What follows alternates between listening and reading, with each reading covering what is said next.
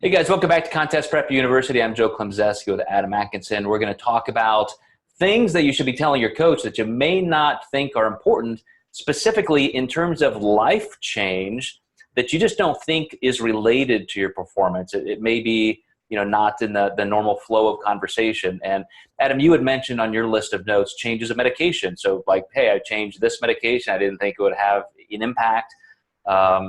But there are. I mean, it could be, somebody specifically has a high blood pressure medication, or maybe they're changing their level of a thyroid medication, or we talked last time about contraception. So I would certainly agree with you. But are there other specific medications that you see have more of an impact on somebody's progress?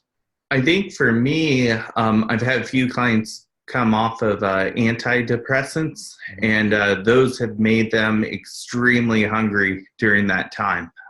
So I've definitely had to really listen and sometimes bring intake up a little bit just to help them get over that hump. It's usually not so much during the tapering phases, but when they actually do take that jump from, let's say, 2.5 milligrams to none, that tends to be really difficult on them. So now knowing that, I can kind of prepare for future clients with that. So that's been one of the biggest ones I think I've seen, is that. And sometimes going off birth control, I think, can send some women into some hormonal swings that can be difficult. And again, just like with PMS symptoms, you see those hunger levels rise, and we can manage that as long as the timing's okay. And this makes me think of what a great opportunity this is to just simply even improve your communication with a coach.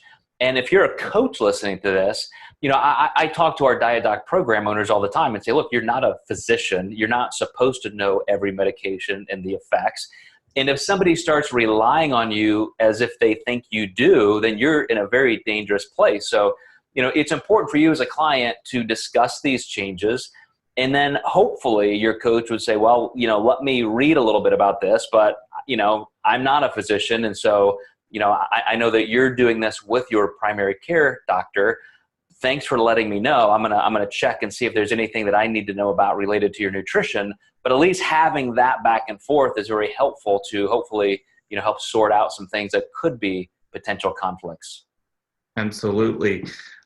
Recently too, I had a client who switched jobs, who basically, she wakes up way earlier. So her weight has been notoriously up every morning. And it's just because she's going to bed at the same time she was prior also. So this is important to know. It kind of avoids, maybe a macro decrease or going through a bunch of daily logs just to find out, oh, my schedule's changed. So those can make a significant impact as well. Yeah, any change of lifestyle like that is something to let somebody know about in terms of how it could be affecting your progress, your data. You brought up, sleep, which is huge. I think of things even like travel, hey, by the way, I was on the road this weekend, and so I didn't have my normal kind of flow of food sources.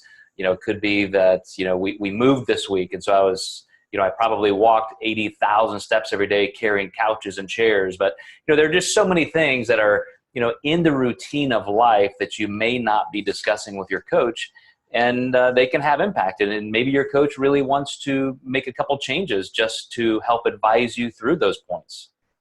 Right. Absolutely. So I would just remind you guys that anything like this, if you don't have a coach that's very communicative, maybe it's your chance to slowly open some doors that are not currently open in terms of communication flow, and make sure that you're getting the most that you can. Make sure that coach has the opportunity to really know what's happening in your life. Not every coach is as personable as they could be, but hopefully if you're moving in that direction, at least you're giving them more objective information so they can even be a better coach for you. Yeah, I have a really open door policy with my clients, so I really want them to tell me more of those things. And the more they tell me, just the more I feel like I'm helping them through their journey, which is super rewarding. Absolutely. That's hopefully what it's all about. So have high standards for your coaches, guys. And speaking of high standards, stay with us the next episode or two, we're going to wrap up this series on what you should be talking to your coach about. So we will see you next time in Contest Prep University.